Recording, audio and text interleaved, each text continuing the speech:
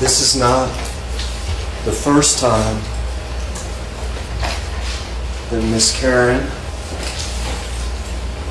has been in the same room as the man that killed her daughter. She told you when she testified that she had gone to him,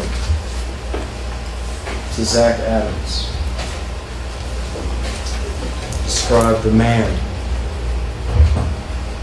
who led her daughter into the woods, who took her.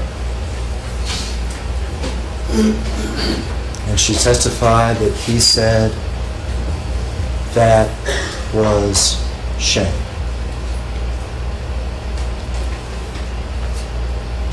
From the mouth of Zach Adams, that was shame.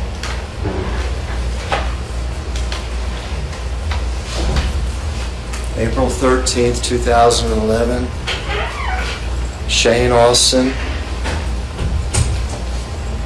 took her.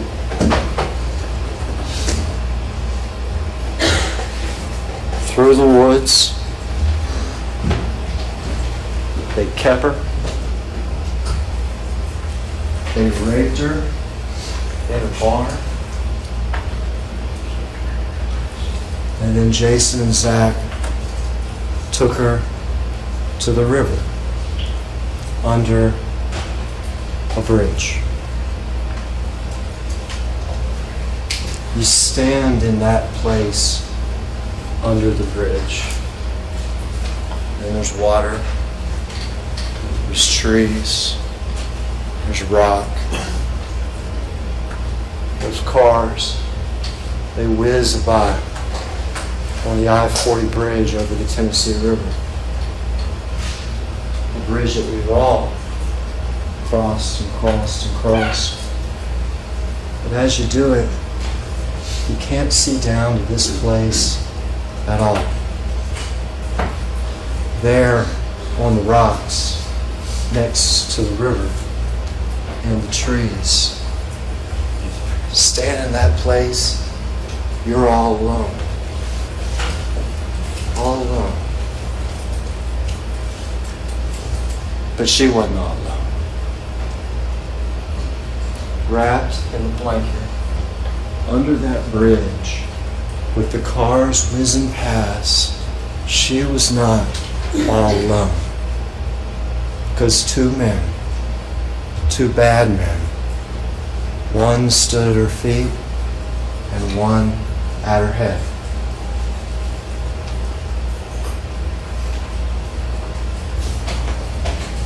And with a shot echoed under that bridge, with a shot that echoed under that bridge,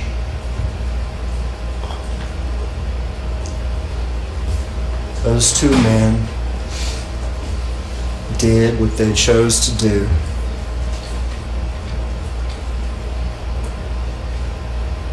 In secret, what happened to Lynn Bobo started, and it was bonded together between these two men who had just done this terrible, terrible work. I want to come back to the secret. I want to come back to that. But first I want to take a time out. Because just like y'all, I listened to at least an hour of reading. Legal terms, lesser included offenses, and things about the law. There was one thing that was read that I found particularly confusing, even misleading, and I'd rather go ahead and take a time out and talk about it quickly now and then resume with the secret about what happened to her. You were read an instruction about alibi. And in that instruction, it says, if the defendant was not present when the crime was committed, he cannot be guilty. That's what it says in the alibi instruction. The problem with that is it doesn't account for what we talked about the very first day, which is also in the charge. Remember, we robbed a couple banks that first day, and we did it together. We did it to demonstrate what's also in the charge, which is criminal responsibility for the conduct of another. I was the only one on the scene of the crime. I mean, I walked into the bank and I did it. But my accomplices, whoever planned it, whoever drove away from it, whoever split the money with us, whatever it was, there's no necessity under the law that those people be present at the scene of the crime. The alibi instruction has to be read in light of criminal responsibility. Okay? That's important in this case. We'll come back to it, but I wanted to go ahead and say it because I don't want that misconception out there the whole time everybody's lost. Okay? The secret began with a gunshot under the bridge that echoed.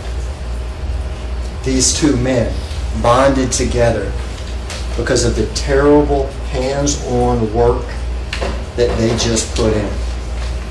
But not just these two men, these four men. Zach Adams, Jason Autry, Shane Austin, and Dylan Adams. All criminally responsible for each other. All part of this terrible, terrible, terrible thing. Their secret bonded together.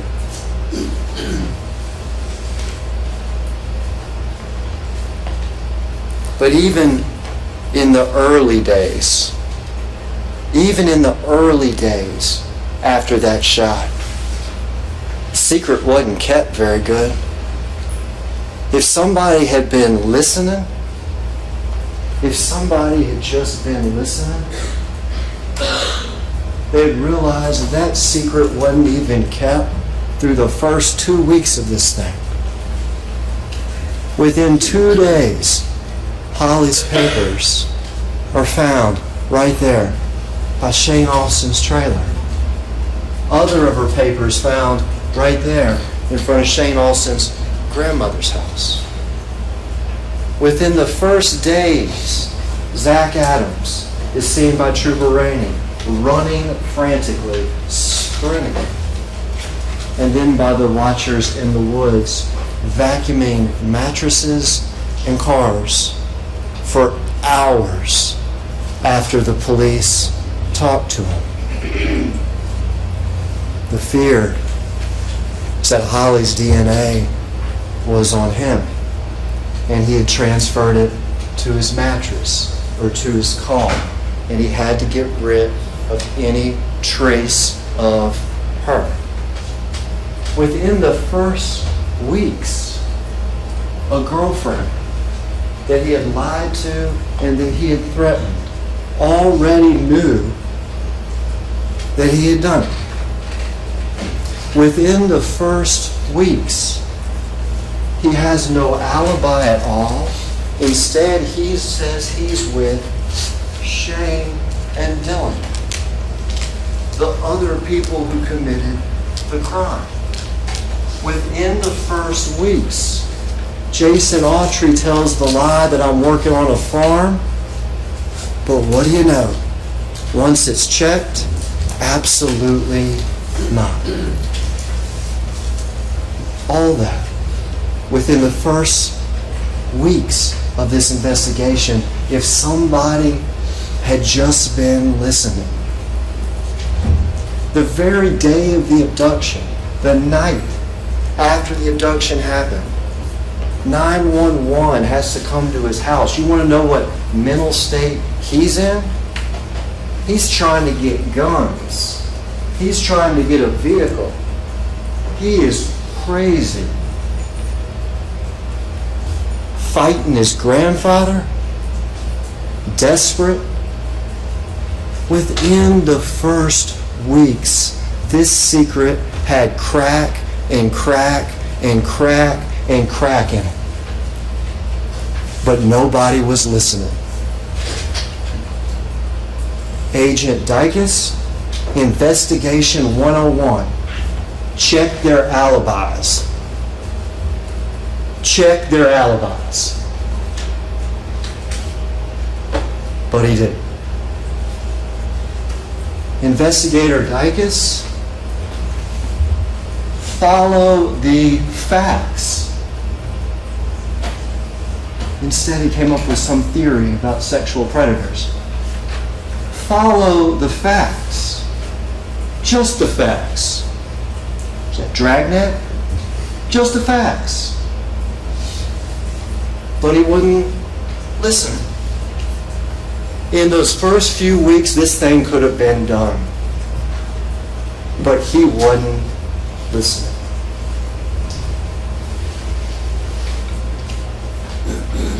If he had been listening, he could have gone to the people that hung out with Zach Adams.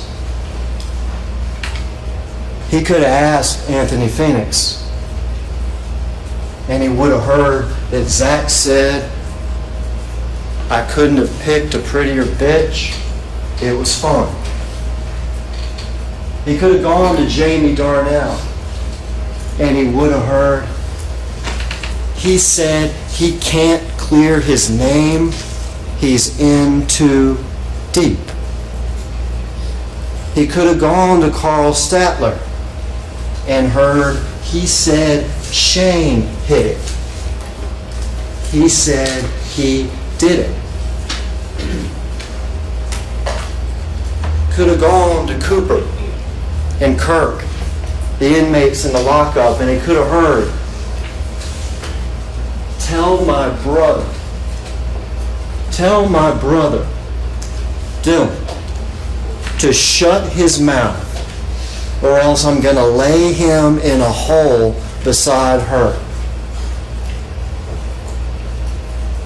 They could have heard him say, you got to kill a bitch to get a $2 million bond. They could have heard him say, they have no body, they have no gun.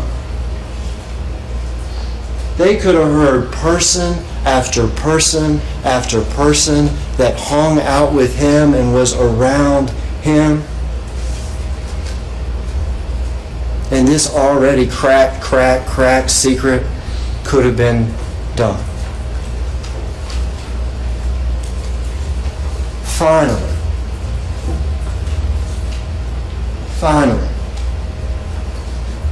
the people around Dylan Adams come forward. And when they do, finally, somebody listens. Finally, somebody goes to Dylan Adams. And what do you know? The same names we've been hearing since the second day of the investigation. Zach Adams, Shane Austin, Jason Autry, Dylan Adams. To Dylan's friends and to Dylan, and we got the same people. This secret wasn't even well kept. Not early on and not later. Except by one man, Jason Autry. You see, Jason Autry knew, just as we know, that when he drove up to that trailer and the body, she was in that blanket and he agreed to help,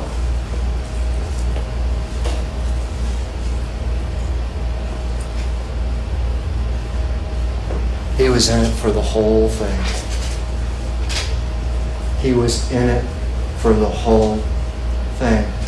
He knew that when he agreed to help and took her in that blanket to the river with Zach, and he was just as responsible as Shane Austin, just as responsible as Dylan Adams, just as responsible as Zach Adams for what happened to and what was gonna happen to that girl. She was never gonna come out of that blanket alive. Not a chance. He knew just how guilty he was, just how guilty they all were. And for years, he kept his secret. Until late 2016, when I think the best way to put it is he just told it. He just told it. Two investigators, just like last week on that stand, every question, he just told it. Trip to the river, he just told it. Taking the body in the blanket, her in the blanket, out of the bed of that truck and laying it down on the rocks. He just told it. What he himself called her, the fucking bitch, is still alive. He just told it. When the shot rang out, when Zach killed her while he was not trying to help her, looking out to make sure the coast was clear, he just told it. For a whole day, question after question after question, he just told it. The early cracks in the secret. All the people around Zach. Dylan Adams and his friends. And now the man who was under that bridge with his hands on the blanket that she was in and still alive, he came in here and he just told her. But even more than that,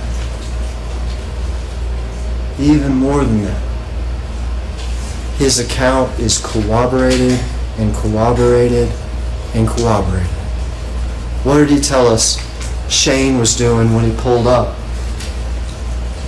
Y'all got to get out of here. I got a cable guy coming sometime. Well, what do you know? He had a cable guy coming that day. Corroboration. What did he say Zach said about the rape? Other than the crude part that Zach said about Dylan during the rape. But what did he say Zach said about the rape?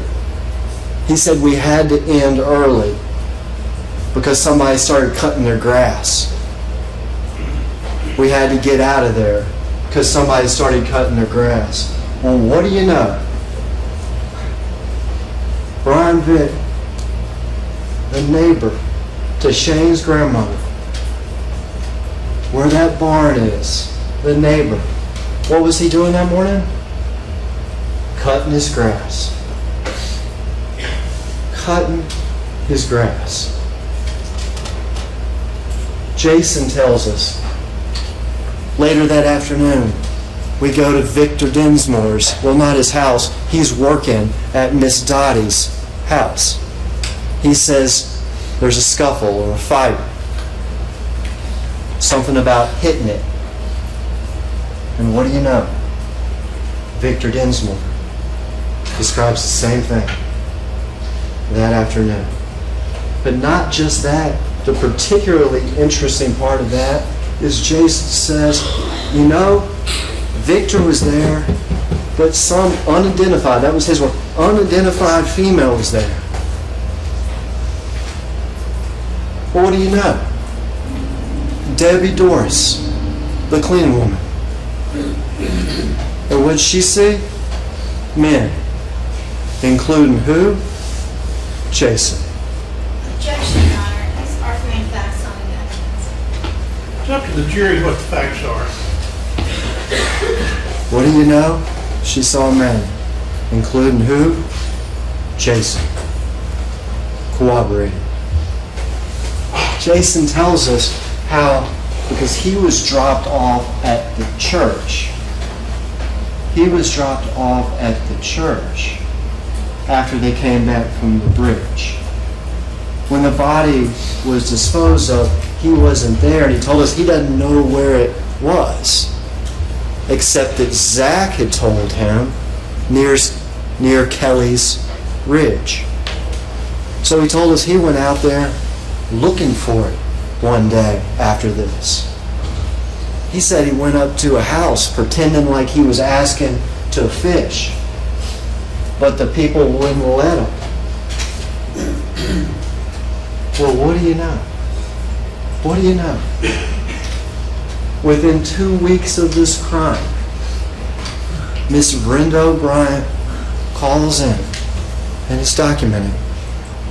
Strange man in a PT Cruiser just came to my house asking if he could fish, and he was acting strange, and I told him no, and he kept on asking, and I told him no.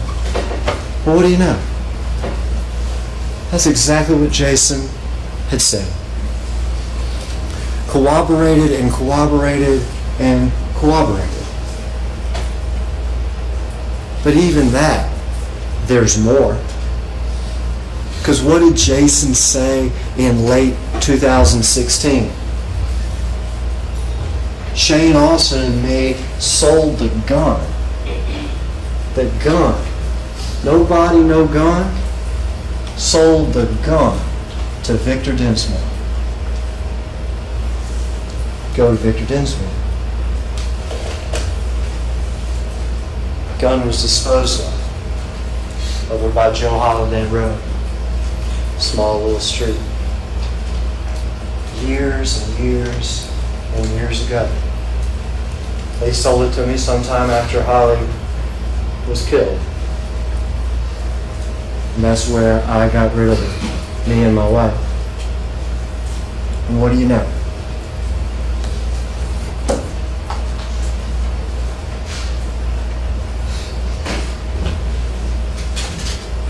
The gun. Right there. The man and his wife that Jason and Shane sold it to years and years ago. He is corroborated and corroborated and corroborated.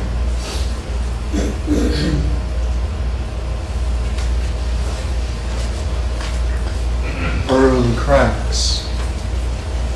Zach's friends and all the things he said.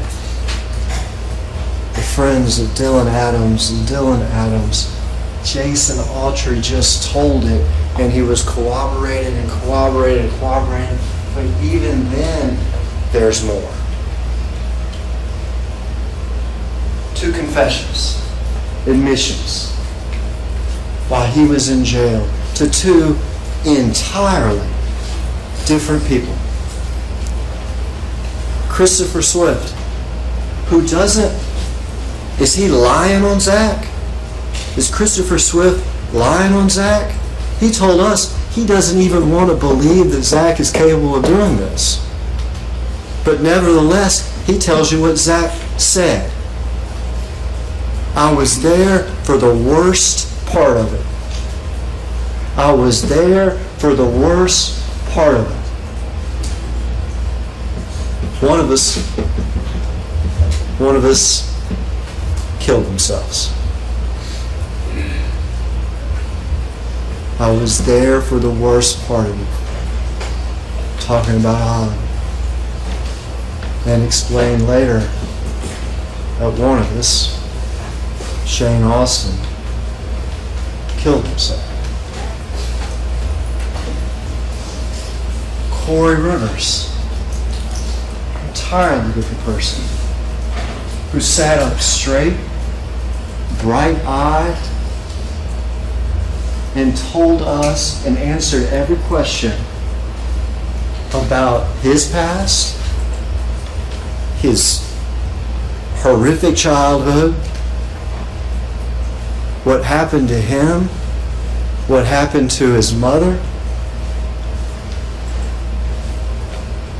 and then also told us what Zach told him. That he wanted forgiveness for what he had done. That she was taken into the woods. Holly Bobo was taken into the woods. She was killed. That her body was chopped up. There are the cracks. All the statements Zach made to his friends. Dylan Adams, Jason Autry. All the corroboration and now 2 confessions to 2 entirely different people.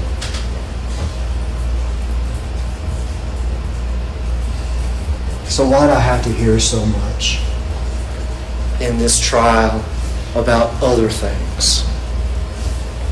About all the other people that were investigated and excluded? Why do I have to hear about, pick a name, Jonathan Dodd, Jason Nickel, whoever it was? Why do I have to hear about all those people that were investigated and excluded? Why do I even have to hear about Terry Britt, who Agent Dykes, the one who had tunnel vision on Terry Britt, the one who had to be removed because of his unobjectivity and his tunnel vision. But even him, when I asked, after all those searches, after ripping into this man's life, he's not a good man. Good for them for ripping into his life. Good for them. He's in prison. That's fabulous. But after ripping into his life, after all that, Agent Dykes, what did you find that connected him to this crime? And his answer was what? Absolutely nothing. Not a drop of blood, not a hair, not anything at all that connected him to Holly Bobo. No evidence. No evidence. So why are we even talking about him? And then I had to listen to Johnny Walker, that marshal, cell phone expert? No. An investigator who understands that when you talk to somebody, there's certain things you got to do? No. An investigator that understands that you need to write a report that actually records what happened when you talk to somebody? No. An investigator who remembers that if you're going to testify, you need to probably remember what happened that's in your 20-line little report? No. An investigator that understands when he's being messed with? Terry Britt's not a brain surgeon. But Johnny Walker didn't even understand he was being messed with. Well, it sounds like you got it all figured out. That's from the words of the man that calls law enforcement what? Whores. Well, it sounds like you got it all figured out.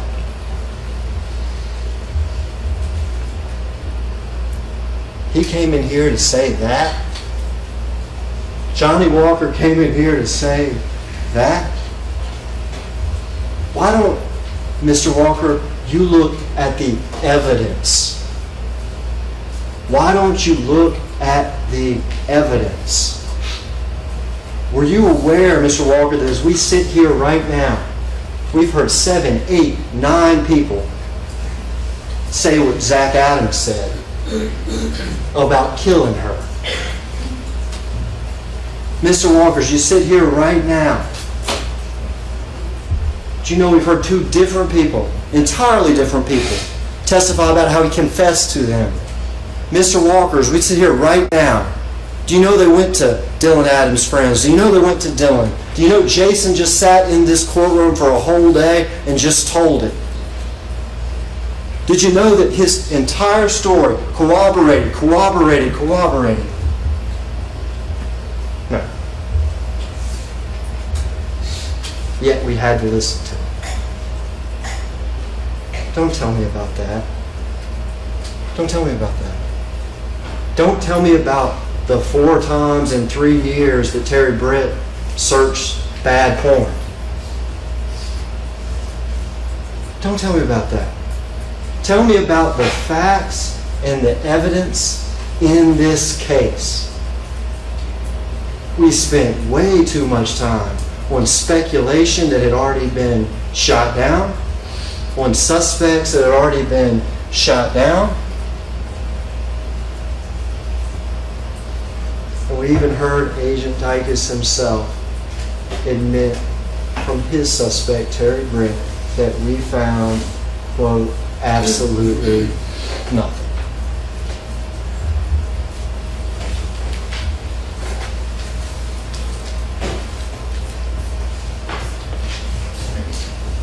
Two things.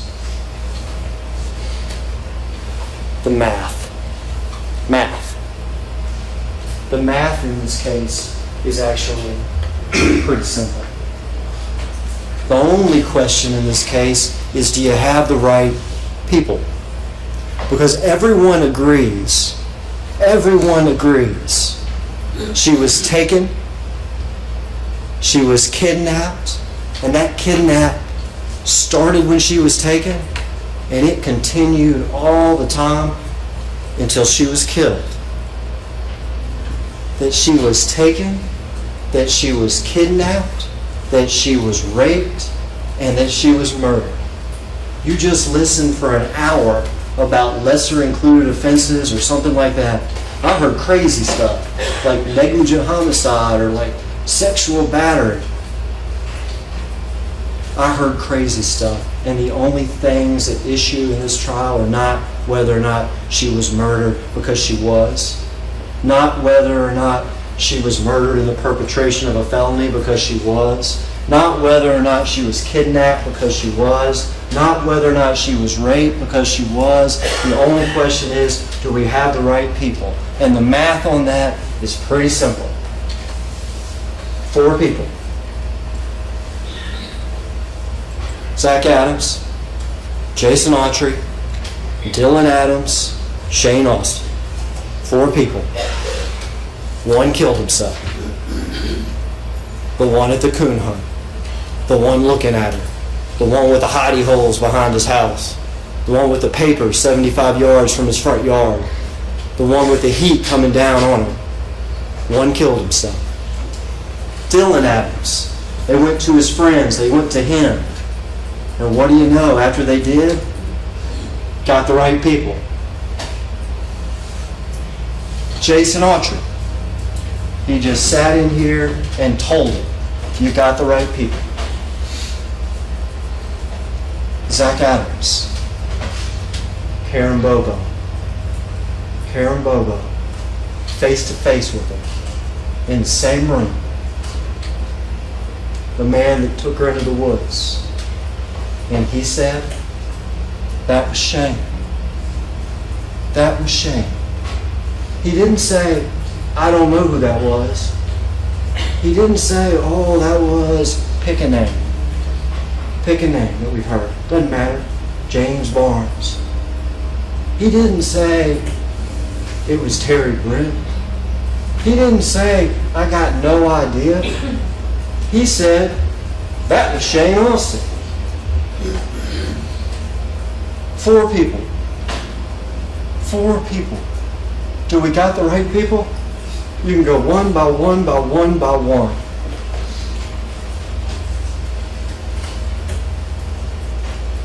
And the second thing.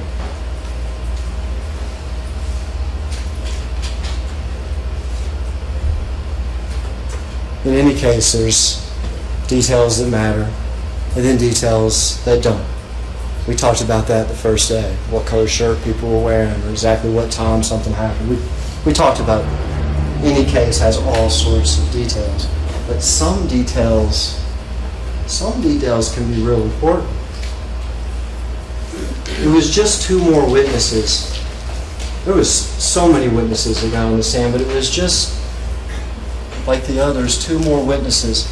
And you may not have caught how important what they said was. Cooper was the inmate who was sitting in the Chester County lockup. He was the one who was going to be transferred to Obion County. Kirk was the inmate who was sitting further, waiting to come to court. That's Cooper and that's Kirk. Cooper described how Zach Adams came into that lockup, asked him if he would be able to talk to the federal prisoners in Obion County. He said, yeah, maybe through the door. Zach says, we'll get a message to my brother. Tell him to stop talking or else I'll lay him in a hole next to Holly Robo. Kirk hears the same thing. Here's Zach talking to Cooper. But do you know what else they both hear that they told you? They both heard Zach say, because remember, Cooper didn't want him saying this to him. He said, I got angry with him and maybe even I threatened to slap him if he didn't stop talking. But he didn't stop talking. He said, not worried or something to that effect, because they got no body and they got no gun.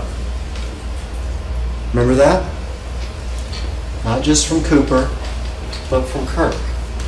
They got no body and they got no gun. Well, when did that happen? When did that conversation happen? They testified it happened on March the 4th. March the 4th of 2014. March the 4th of 2014. March the 4th of 2014. When was her body found? When was her body found? September of 2014. So his first statement makes sense. They got no body. Because in March of 2014, they didn't have a body. But what else did he say? They got no gun. Who on earth, on this planet, who on earth knew on September, in March, before September, who on this planet knew in March of 2014 that she had been shot? Who knew it? Her body hadn't been found. This didn't exist yet. This was still in the woods. The hole in the back of her head that's a bullet hole that's consistent with the 32 that I got laying on that table didn't exist yet. Nobody in this world knew if she was strangled, if she was stabbed, if she was run over, and certainly not shot. Nobody in this world knew except the two men who were there when it happened. You want to talk about a confession? In March, before the body's even found, while everybody in this world has no idea what happened to Holly Bobo and how she died, he's talking about a gun. He's talking about a gun 4 months before we even know that she has been shot and has a bullet hole to the back of her head.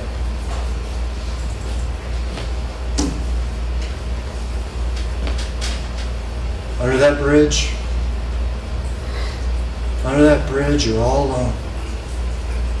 You're all alone. The cars whiz by, they can't see a thing.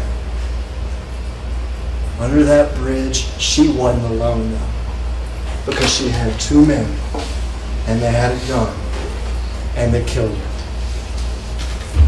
Only two men in the world knew that. The two men that did it, Zach and Jason. And Zach's taunt in March, before that body's found,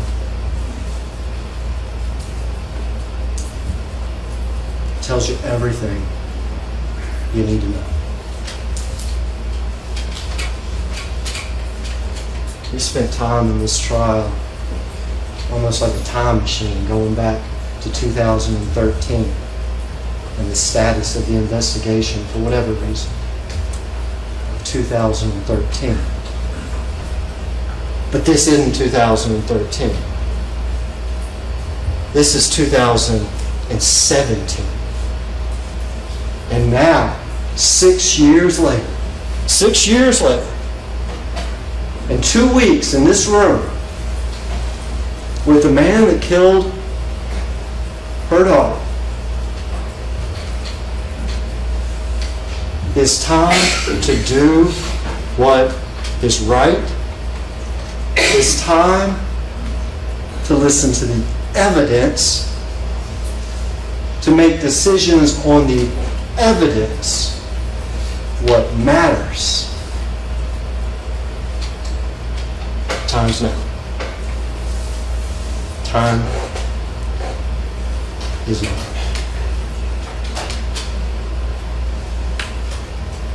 Shane took her, just like Zach said. Was Dylan with them?